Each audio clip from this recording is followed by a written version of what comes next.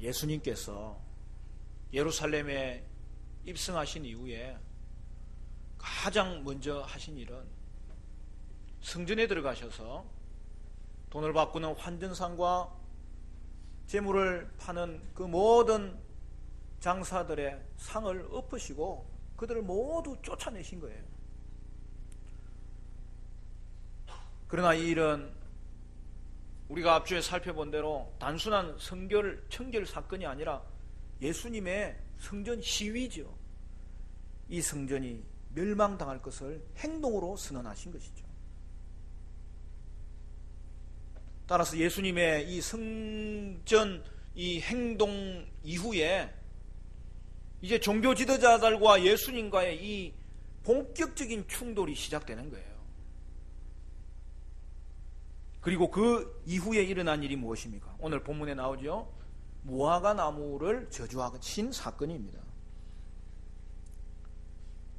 그런데 이는 예수님의 성전 행동과 관련이 있는 사건으로 예수님께서 성전에서 행한 일에 대하여 해설하는 그런 성격을 가진 사건이에요. 예수님은 성전이 멸망당하고 말 것이라는 것을 더 분명하게 보여주고 있는 것이죠.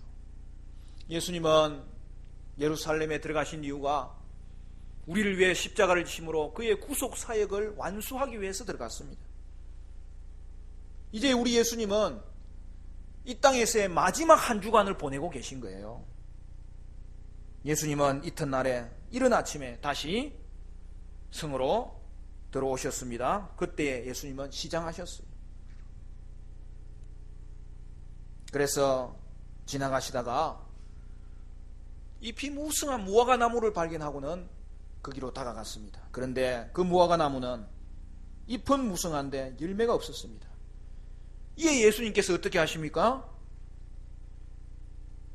예수님은 무화과 나무를 저주하신 것입니다. 그 결과가 무엇입니까? 18절 19절 이른 아침에 성으로 들어오실 때에 시장하신지라 길가에서 한 무화과 나무를 보시고 그리로 가사 잎사귀밖에 아무것도 찾지 못하시고 나무에게 이르시되 이제부터 영원토록 내가 열매를 맺지 못하리라 하시니 무화과 나무가 곧 마른지라. 무화과 나무가 곧 말라버렸어요. 갑자기 말라버렸어요. 그 말은 이것이 예수님의 행하신 이적이라는 말씀이죠. 그런데 오늘 본문의 이야기를 동일하게 전해주는 마가복음의 이야기를 보면 무화과 나무에 열매가 없었던 것은 무화과가 열매 맺을 때가 아니었기 때문이라 그렇게 말하는 장면이 나와요. 그러면 예수님은 때가 되지도 않은 무화과 나무에게 무화과 나무를 요구하셨다가 없으니 그 나무를 저주하신 것입니까? 예수님은 당시 고난받으러 예루살렘에 들어가실 때 그때가 언제죠? 그때가 6월절 기간 아닙니까? 그죠? 그러면 4월이에요. 우리 날로 따지면. 그리고 무화과 나무에 그 열매는 이른 열매는 6월부터 열리고 늦은 열매는 9월부터 열려요. 그렇지만 이제 잎이 무성해질 즈음부터는 4월에는 덜 익은 열매가 맺히기 시작해요. 그것을 지나가는 나그네들이나 가난한 자들이 종종 따먹을 수 있었던 것이죠. 따라서 오늘 잎이 무성한 무화과 나무는 지금 열매가 있어야 그것이 정상적인 나무였다는 것이죠. 그런데 문제는 왜 예수님이 무화과 나무에 열매가 없다고 그 나무를 그냥 말라버리도록 그렇게 충격적인 사건을 베풀어 주시는 것입니까?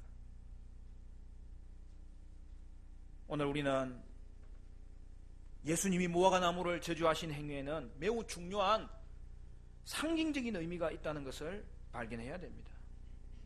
그것이 무엇이냐 하면 여러분 구약시대에 예수님은 이스라엘을 나무로 많이 표현했어요. 특별히 예수님은 이스라엘을 포도나무, 무화과 나무로 그렇게 표현을 많이 했습니다.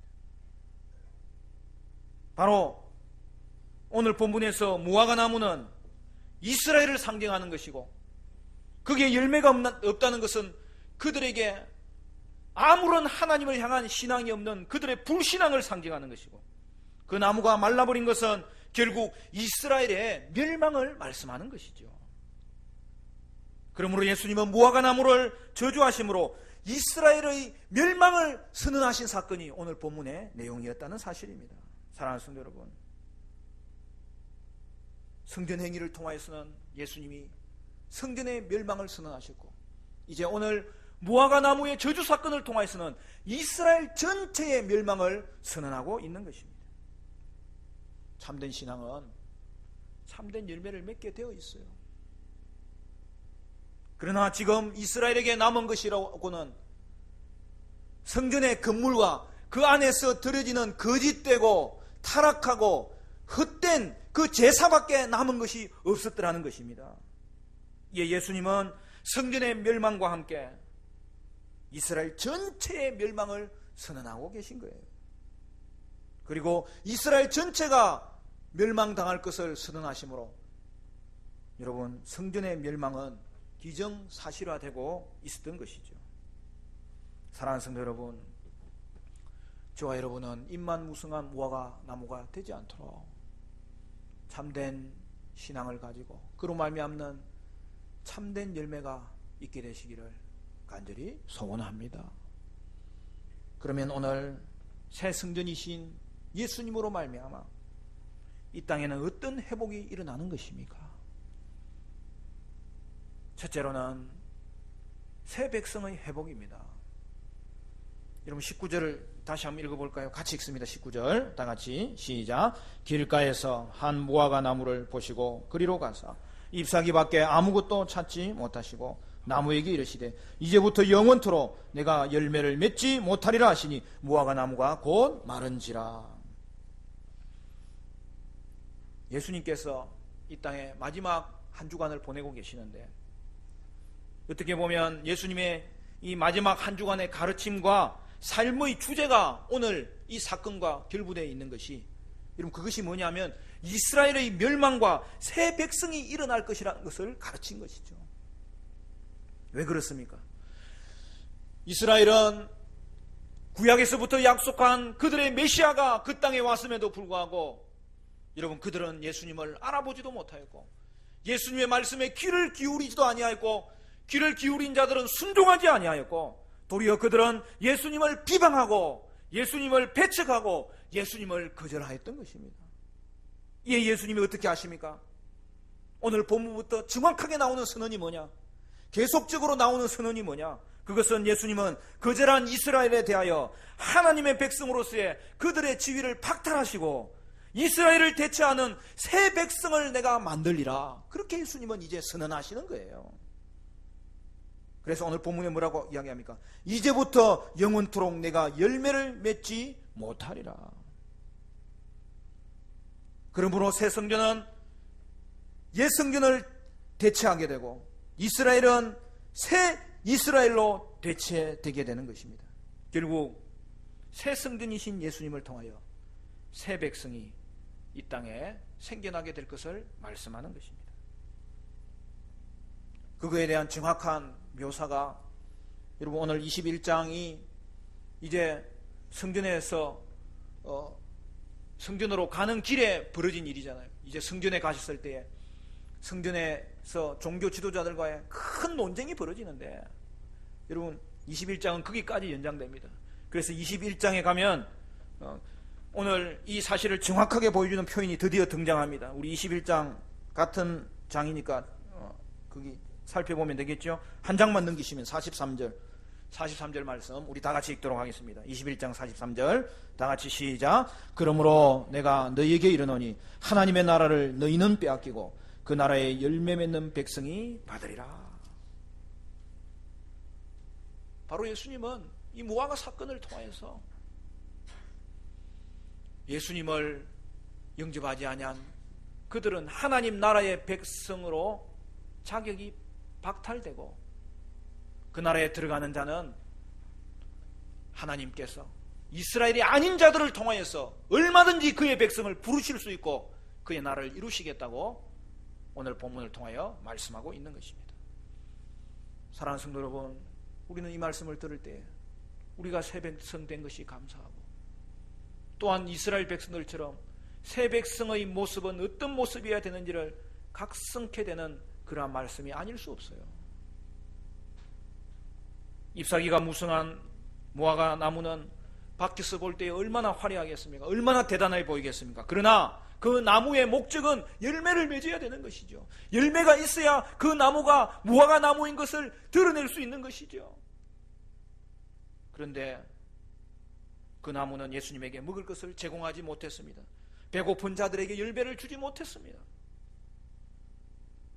사랑하는 성도 여러분, 오늘 우리 교회가 이러한 형편이라면 입만 무성하고 열매가 없는 교회를 보시고 예수님이 얼마나 근심하시겠습니까?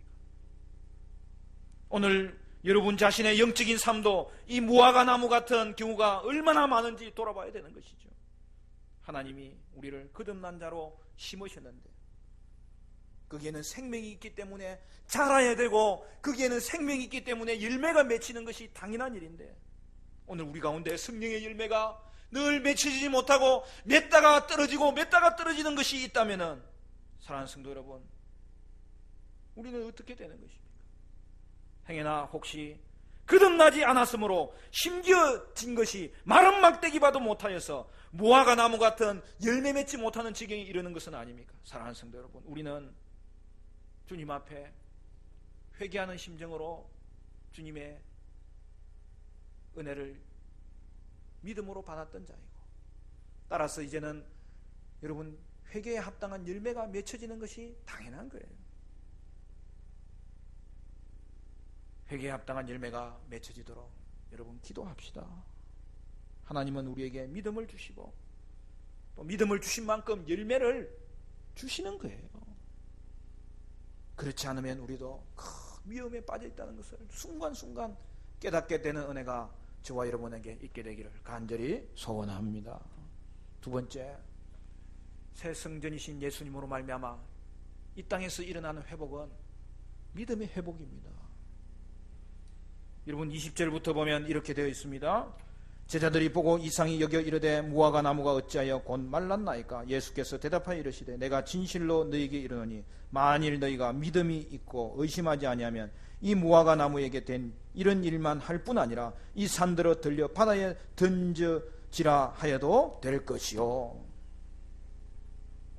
제자들은 무화과 나무가 갑자기 마른 것을 보고 깜짝 놀란 것이죠. 이상히 여겼단 말은 너무 놀랐다는 말이에요. 그리하여 그들은 자연을 다스리시는 예수님의 능력에 관심이 생겼고 그리고 그 능력을 어떻게 하면 가질 수 있는지 그런 생각으로 예수님께 질문을 하였습니다. 그런데 우리 예수님은 그런 소망을 가진 자들에게 뭘 가르치셨어요? 믿음을 가르치신 거예요. 여러분,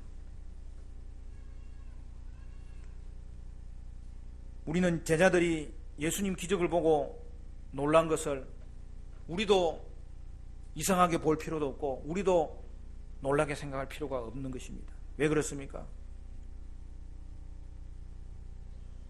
우리도 이적을 체험할 때가 많고 여러분 우리도 하나님의 기도가 순간순간 응답되는 것을 경험하기 때문에 우리의 신앙생활은 우리도 순간순간 놀라는 일이 많은 거예요.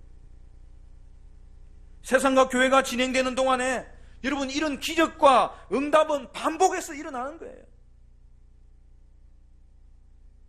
그러므로 하나님과 함께 살아가는 삶이 여러분 얼마나 놀라운 삶인지 모릅니다.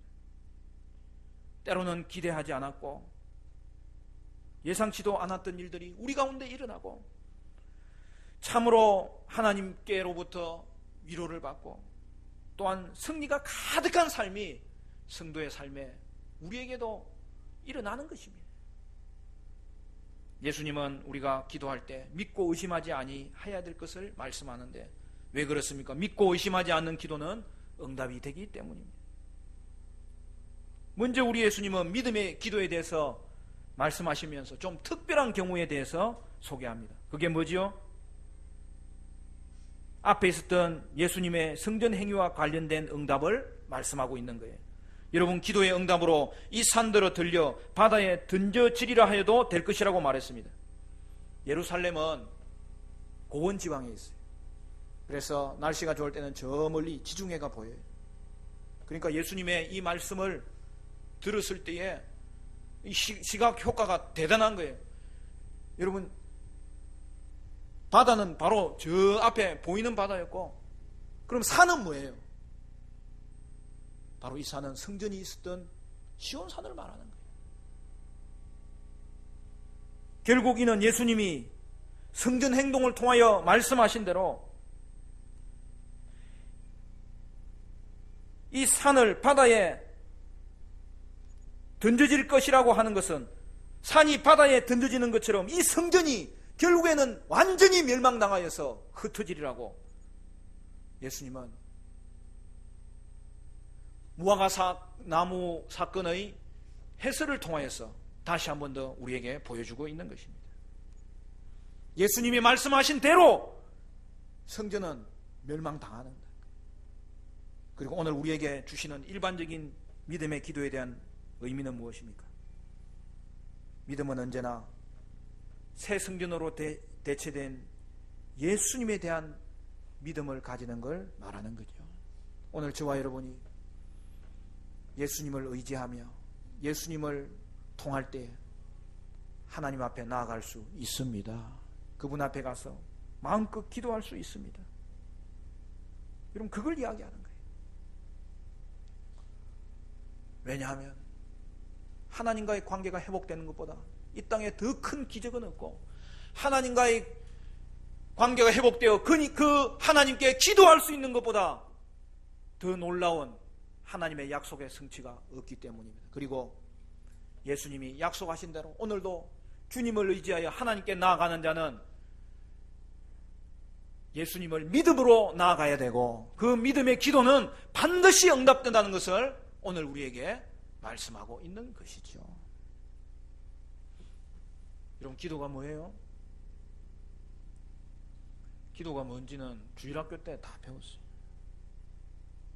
주일학교 때 배운 것만 가지고 우리는 신앙생활 하는데 어떨 때는 아무 어려움이 없어요. 여러분, 주일학교 때 기도가 뭐라고 배웠어요? 이 좋은 주일학교를 안 나온 분들이 계신가 본데, 주일학교 선생님들이 늘 세 가지 이야기 하잖아요. 기도는 하나님께 하는 것이고, 예수 이름으로 하는 것이고, 성령의 도우심으로 기도하는 것이다. 여러분, 여기에 놀라운 은혜가 다 담겨져 있는 거예요. 여러분, 예수 이름으로 기도한다는 것은 예수님을 의지해서만이 하나님께 나갈 수 있다는 것 아닙니까? 그래서 예수님을 의지하는 것이 믿음이라는 거예요. 우리는 예수님을 의지함으로 오늘도 이전에 나올 수 있었고, 오늘도 주님을 향하여 기도할 때 그 기도가 주님 앞에서 상달되는 기도가 되는 줄로 믿습니다. 오늘도 우리가 예수 이름으로 얼마든지 하나님 앞에 나아갈 수 있는 믿음을 가져서, 내 공로가 아니라 예수님의 공로 때문에 기도를 향하여 나아가는 길에 더 이상 이제는 막힌 담이 없는 거예요. 사랑하는 성도 여러분, 여러분은 예수 이름으로 많이 기도하시기를 간절히 바랍니다. 예수 이름으로 예수님 의지하여 주님 앞에 나아가면 기도할 마음이 생기고, 그 기도를 하나님이 들으심을 확신할 수 있는 거죠. 그리고 성령의 도우심으로 기도하는 거예요. 그 말은 뭐예요? 성령 안에서 기도하는 거예요. 우리가 기도할 때 성령님이 도와주시는 거예요. 기도는 나 혼자 하는 게 아니라 성령님이 아버지 부르면 그때부터 우리를 감싸주시는 거예요. 여러분, 기도할 때 뭐가 필요하냐면 성령님의 위로가 필요해요. 때로는 기도가 응답되지 아니하고 그 응답이 지연될 때에 성령님은 우리에게 위로하십니다. 가장 좋은 것을 주시려고 하는 거야. 더 주님 앞에 나아가라. 더 주님 붙잡아라. 더 주님께 기도해라. 기도하기를 쉬지 말아라. 오늘 우리에게 성령님께서 우리에게 위로를 주시기 때문에, 또 우리의 기도를 또 지도해 주시기 때문에, 여러분, 성도의 기도는 결코 낙심하지 아니하고, 성도의 기도는 결코 포기되지 아니하고, 오직 성령 안에서 저와 여러분의 기도는 지속적으로 끝까지, 그리고 응답되는 역사가 일어나게 될 줄로 믿습니다. 오늘 우리가 기도하는 것, 예수님 의지할 때마다 이 은혜가 얼마나 놀라운지를 깨닫게 되고, 성령님의 도우심을 생각할 때마다 우리는 우리의 기도에 성령님이 힘을 주시는 것을 느끼게 되고, 그래서 우리는 하나님 앞에, 은혜의 보좌 앞에 담대히 나갈 수 있게 되는 것인데, 이제 우리가 아버지께 나가서 기도하는 것은 아버지가 들으십니다. 기도하면 책임은 아버지가 지십니다. 따라서 기도는 내 능력을 의지하는 게 아니라 아버지께 기도한다는 것을 기억하고 아버지의 능력을 의지하는 것입니다. 결국 기도가 믿음이에요. 기도하는 걸 보면 믿음이 있는 거예요. 기도할 수밖에 없는 것은 주님만이 나의 생명인 것을 아는 믿음이 있기 때문에 기도하는 거예요. 그리고 기도할 때는 여러분, 하나님을 믿음으로 기도해야 되는 거예요. 사랑하는 성도 여러분, 오늘 저와 여러분은 하나님 아버지께 예수님 의지하여 성령의 도우심으로 기도하는 믿음의 기도가 되어서 하나님 책임지심으로 응답받는 역사가 있게 되시기를 간절히 축원합니다. 마지막 한 가지, 새 성전의 예수님으로 말미암아 이 땅에 회복되는 것이 있는데, 결국 기도의 회복입니다. 22절에 우리 같이 읽을까요? 22절 다 같이 시작. 너희가 기도할 때 무엇이든지 믿고 구하는 것은 다 받으리라 하시니라. 여러분, 오늘 이 기도가 응답되는 것은 예수님의 성전 행동과 어떻게 관련이 있어요? 예수님이 성전 행동에서 성전이 기도하는 곳인데, 옛 성전은 그 기능을 발휘하지 못하기 때문에 그 성전은 무너지리라고 선언하신 거 아닙니까? 그러면 거꾸로 이제 예수님으로 인하여 성전이 회복되면 성전이신 예수 안에서는 어떤 일이 벌어지는 것입니까? 그것은 무엇이든지 믿고 구하면 다 받게 되는, 기도가 회복되게 하시는 것을 예수님이 말씀하고 있는 것이죠. 사랑하는 성도 여러분, 오늘 저와 여러분이 새 성전이신 예수님으로 말미암아 새 백성이 되었는데, 옛 성전이 무너진 것은 그곳이 하나님께 기도하는 곳이 못되기 때문에 무너졌고, 이제 새 성전이 회복된 것은 이제는 저와 여러분이 하나님께 기도할 수 있는 자리를 하나님이 열어주셔서 저와 여러분에게 기도하는 백성으로 삼으시기 위해서 부르신 줄로 믿으시기를 바랍니다. 따라서 새 백성의 삶은 뭐가 특징이냐? 기도가 특징이에요. 기도는 예배고, 기도는 믿음이고, 기도는 고백이에요. 기도 안 하는 것을 보면 지금도 하나님을 믿지 않는 거예요. 자신의 능력을 믿는 거예요. 자신의 계획을 믿는 거예요.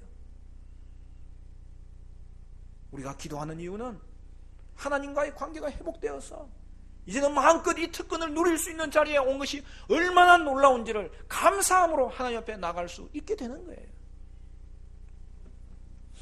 근래 저는 기도하는 것이 너무 좋고, 기도하는 것이 너무 귀하게 느껴지고, 기도하는 것이 얼마나 재미있는지 몰라요. 왜 그럴까요? 기도에는 응답이 있기 때문이죠. 기도할 때마다 예수님 의지하는 것이 얼마나 큰 은혜인지를 깨닫게 되는 것이죠. 기도할 때마다 성령님의 위로를 경험하는 것이죠. 기도할 때마다 하나님이 나의 아버지 되심을 새롭게 깨닫고, 새롭게 느끼고, 새롭게 교제하고 그 주님과 동행하게 되는 것이죠. 자신의 기도도 중요하지만 여러분 다른 성도님들을 위해서 중보기도하면 기도의 응답은 더 커지는 거예요. 할렐루야.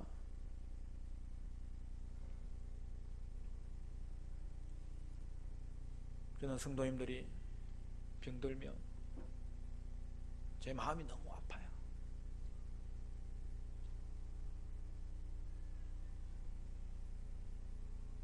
그래서 그때부터 기도하기 시작합니다.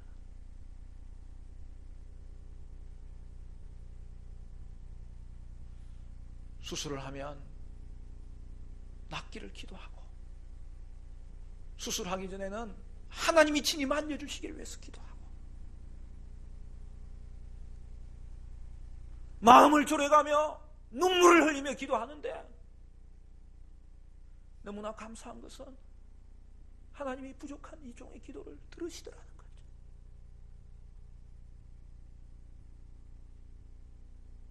근래에도 내가 누구라고 말은 안 하겠어요.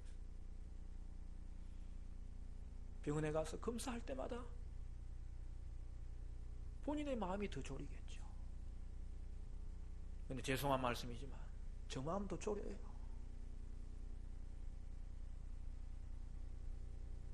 그래서 연락이 오는데, 목사님 괜찮게 나왔어요. 그러면 집사님 끝까지 힘내세요. 같이 기도합시다. 감사한 일이에요. 그렇게 하고 나서 그 대화를 끝나고 제자리에 앉아 있으면 얼마나 눈물이 나는데, 하나님 기도를 들어주셔서 감사합니다. 응답해 주셔서 감사합니다.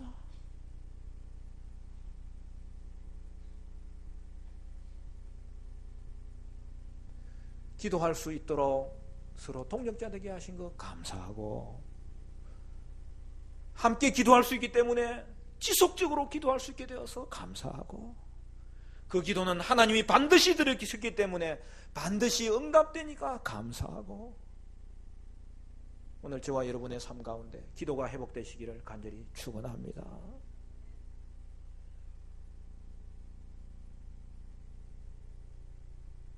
저는 우리 교우들이 직장을 놓고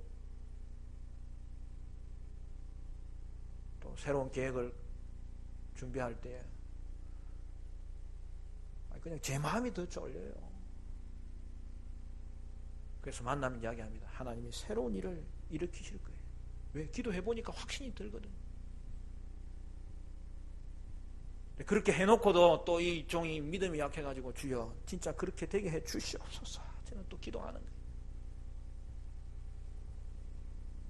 그럴 때마다 들려오는 소식은 하나님이 더 좋은 직장으로 연결시켜 주시고, 더 좋은 집으로 이사하게 해주시고, 산업이 어렵지만 어려운 것은 원래 당연한 거 아닙니까? 기도하라고 어렵게 하시는 거고, 기도하면 지혜를 주시겠다고 약속했기 때문에 하나님이 그 모든 걸 주관하는 것인데, 하나님이 우리 모든 교우들의 사업터마다 기도의 자리를 찾게 하시고, 기도로 하나님이 아이디어도 주시고 확신도 주시고 믿음도 주시고 흔들리지 아니하는 모든 근심도 하나님이 받아주셔서 응답하시는 것을 순간순간 경험하는데, 그 은혜가 우리 모든 교우들 가운데 있게 되시기를 간절히 축원합니다. 찬송가 543장 1절에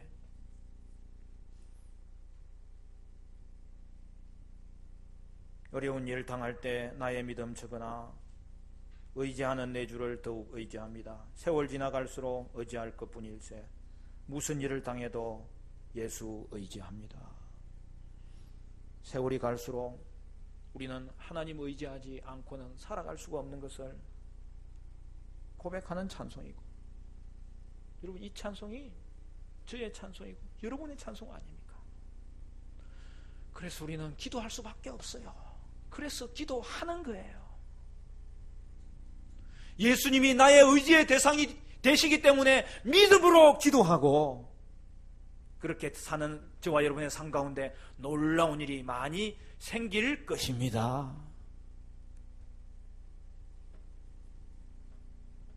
어떤 때는 하나님께 기도하면 조금 서운할 때가 있어요. 왜냐하면 하나님, 제가 교우들을 위해서 기도할 때는 잘 들어주시는데 요즘 제 기도는 하나님 왜 잘 안 들어주십니까?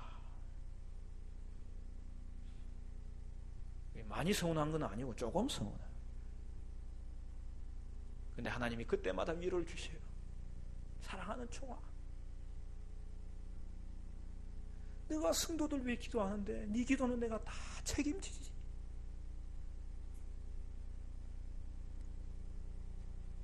왜 의심하느냐? 왜 믿음이 작으냐? 끝까지 성도들 붙잡고 기도해줘. 너의 일은 하나님께 맡기기만 해.